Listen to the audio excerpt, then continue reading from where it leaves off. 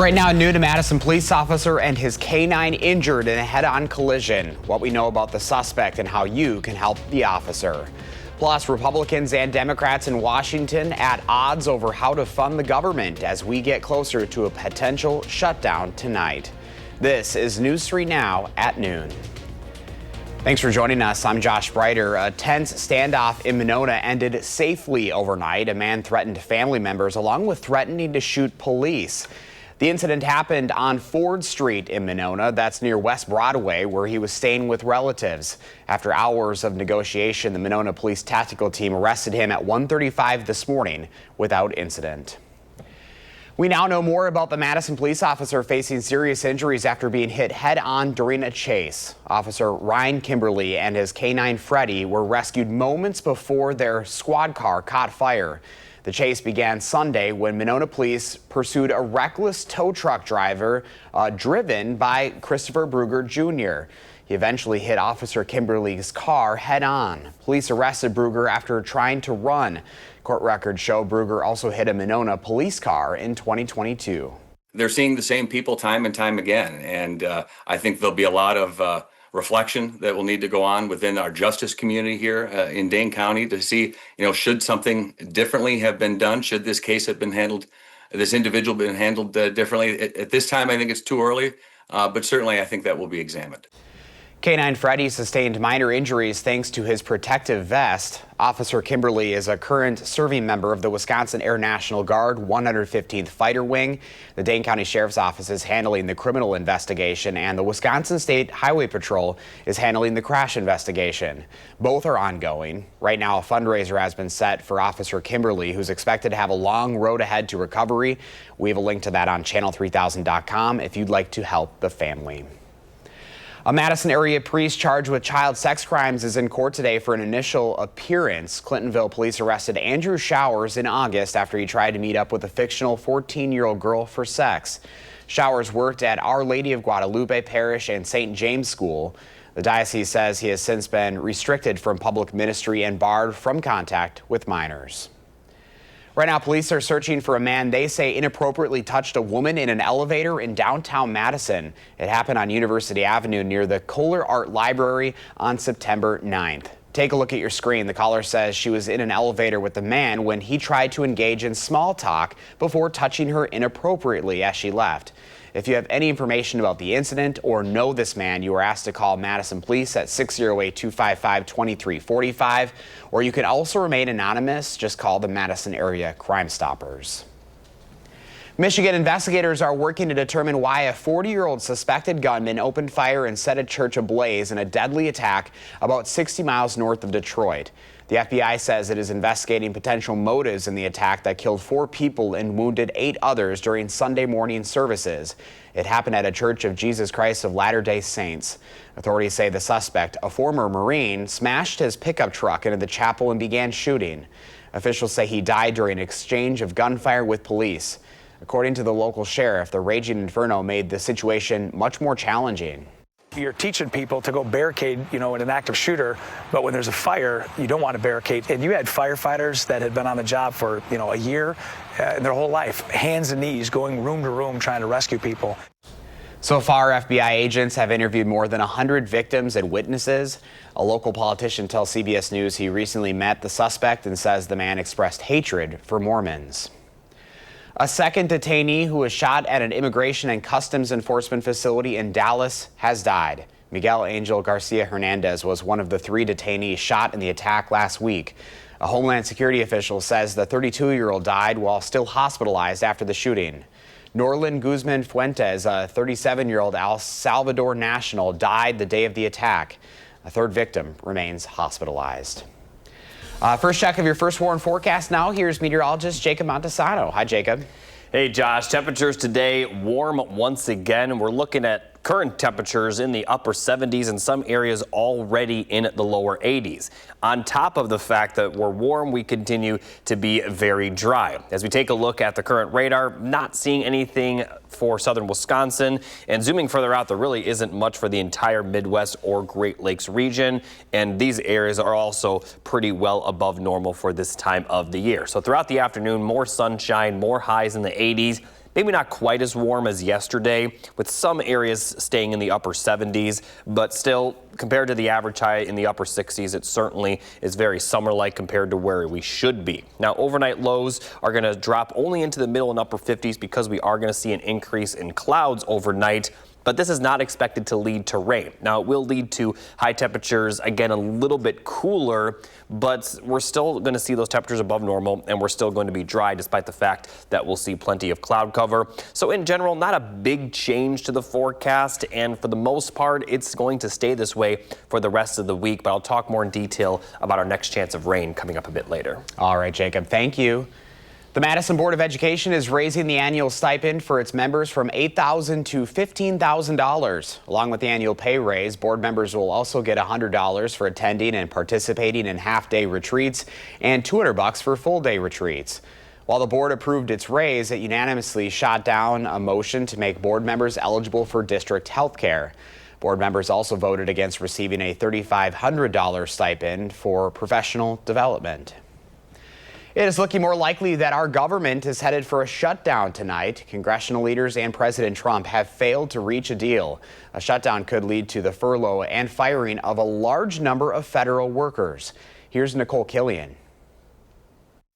Come midnight, the federal government is poised to shut down. I think we're headed to a shutdown because the Democrats won't do the right thing. The vice president and congressional leaders emerged from a brief closed-door meeting with President Trump Monday without an agreement in hand. For the first time, the president heard our objections and heard why we needed a bipartisan bill.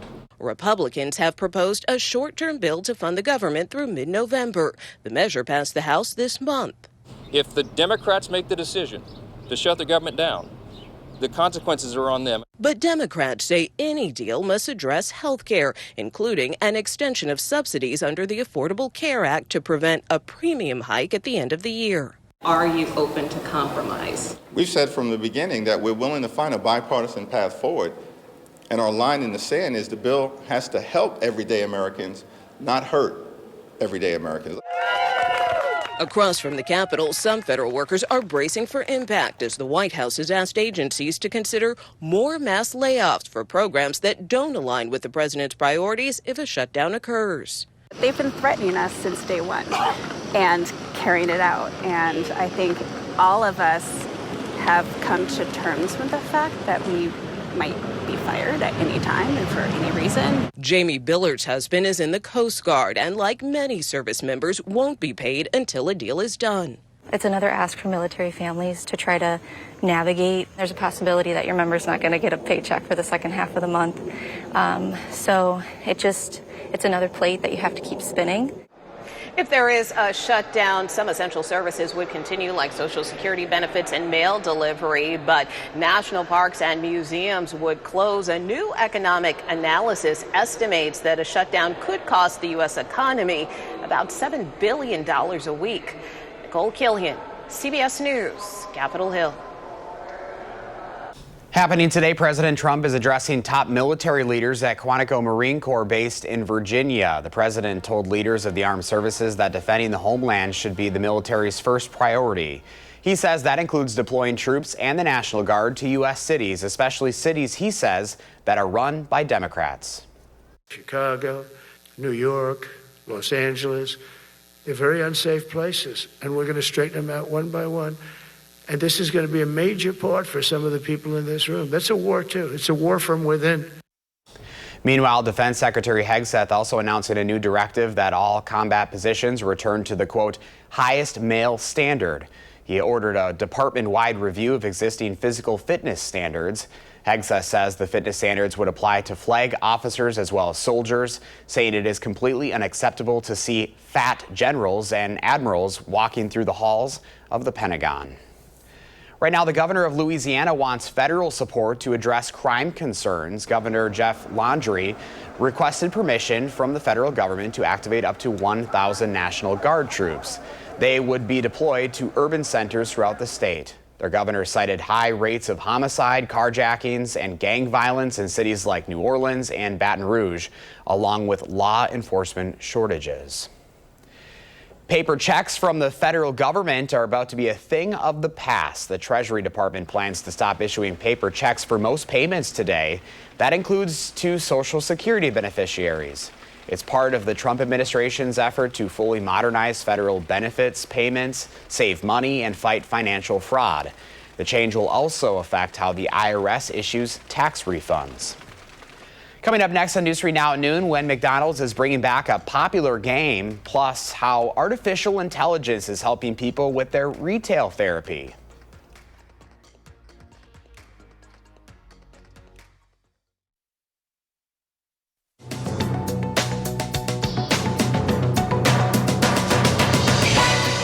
YouTube has agreed to pay $24.5 million to settle a lawsuit brought by President Donald Trump over the temporary suspension of his account after the January 6th insurrection. Most of the money is expected to go towards the president's planned White House ballroom. $2.5 million from the settlement will go to other plaintiffs in the case whose accounts were also suspended. Now, online shoppers can get an AI assist with their retail therapy. ChatGPT maker OpenAI has introduced a new instant checkout feature. So how does it work? You can ask the chatbot a question like, where can I buy a housewarming gift for a friend? Then the chat will suggest items you can click to buy. Instant checkout currently works for single item purchases from US Etsy and more than 1 million retailers that use Shopify. And McDonald's is bringing back its popular Monopoly game, but this time customers have even more chances to win. McDonald's fans can get the classic peel-away game pieces on select menu items, as well as digital game pieces when they order using the fast food chain's app. Prizes include free vacations, gift cards, an SUV, and up to $1 million cash. Monopoly returns to McDonald's on October 6th. That's your CBS News Money Watch report. For more, log on to cbsmoneywatch.com. At the CBS Broadcast Center, I'm Jesse Mitchell. Here's a look at the stock numbers at the noon hour. The Dow is down 65 points, NASDAQ down 38, and the S&P 500 down 1. Our call for action volunteers are in the building taking your consumer complaints and taking action on your behalf. Call for action at 608-270-2833 or submit a claim anytime at channel3000.com/call-for-action. We'll have today's farm numbers straight ahead along with the first warn forecast, and later on live at 4. It may not feel like it now, but winter will eventually be on the way. We'll show you how to get ahead of seasonal affective disorder.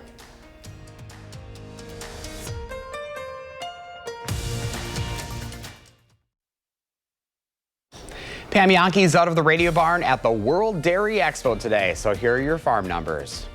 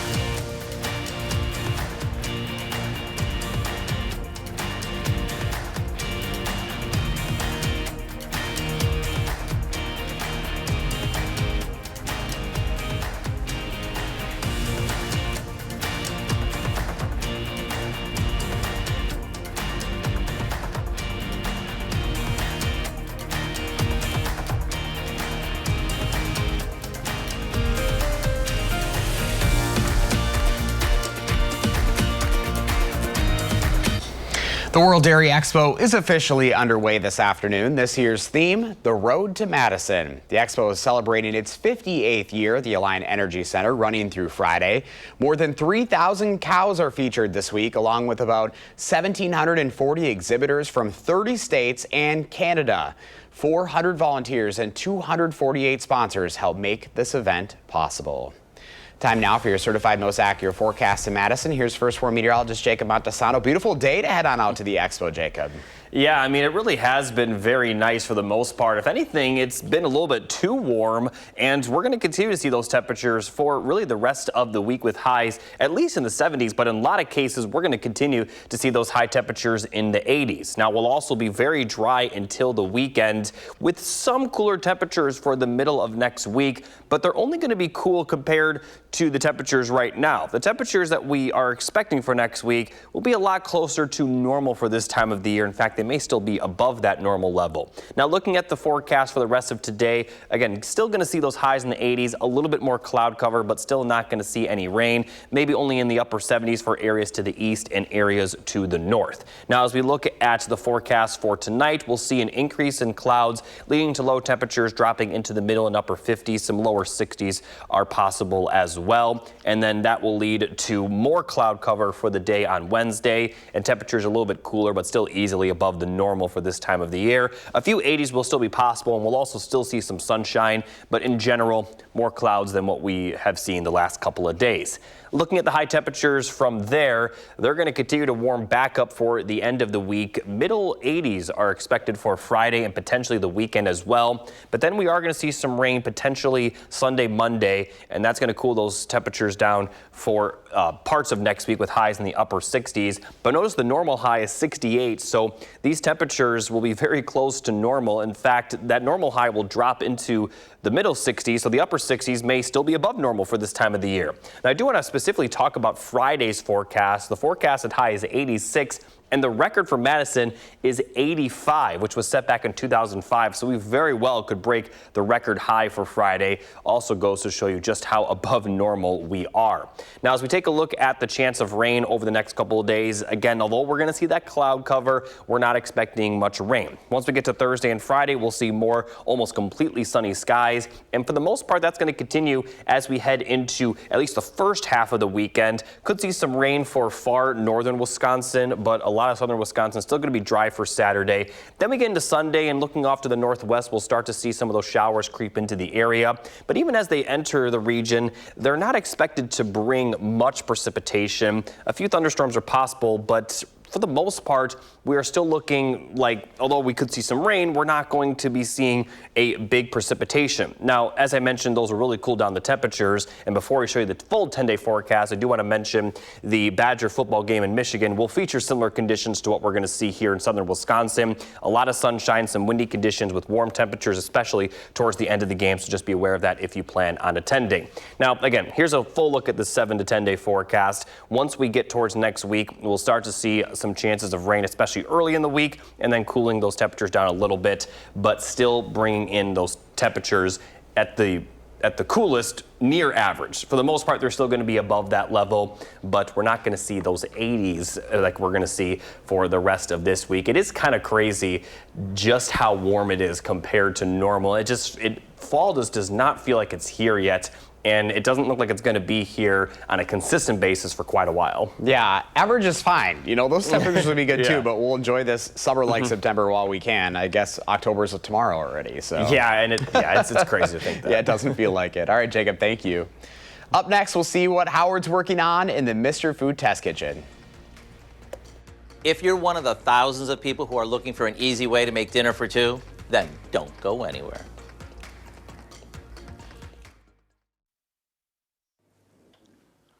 We get all sorts of requests here in the test kitchen, but recently the request we seem to be getting the most of is for recipes for two. That's why today we're making a simple yet fancy schmancy dinner for two that works as well during the week as it does for date night. Here's all we do. We take a couple salmon fillets and we're gonna dip them in some melted butter and then into a mixture we made by combining some instant potato flakes seasoned with some onion powder, salt, and pepper.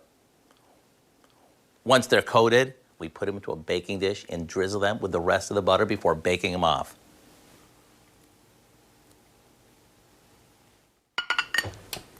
While they're cooking, we can whip up an easy side dish by sauteing some fresh spinach with a bit of olive oil, sun-dried tomatoes, and a few seasonings. And if you want, you can toss in a few pine nuts. Once the fish flakes easily and the crust is golden, it's ready to serve along with our flavor-packed spinach. Want to make it tonight? Then go online and get the recipe for both the potato-crusted salmon and the wilted spinach salad for a great dinner for two that's equal in both taste and ease. I'm Howard in the Mr. Food Test Kitchen, where every day we're looking for ways that'll have you both saying, "Ooh, it's so good." Here's Jacob with the final check of your forecast. Thanks, Josh. We are going to be seeing warm temperatures continue for the next several days. 80s will be in the forecast pretty much every day for the rest of this week, maybe with the exception of tomorrow. But especially once we get to Friday and Saturday, we're going to see those high temperatures back in the middle 80s. Could even see some record highs those days. But then once we get towards next week, temperatures will be a little bit cooler, but those upper 60s will be very close to normal for this time of the year. So for the most part, if you like the warm weather, definitely enjoy this week. All right, Jacob, thank you. Thanks for watching News 3 Now at noon. Coming up next is The Bold and the Beautiful. Our next newscast is live at 4, and a reminder, you can always find us streaming 24/7 on Channel 3000+. Make it a great day.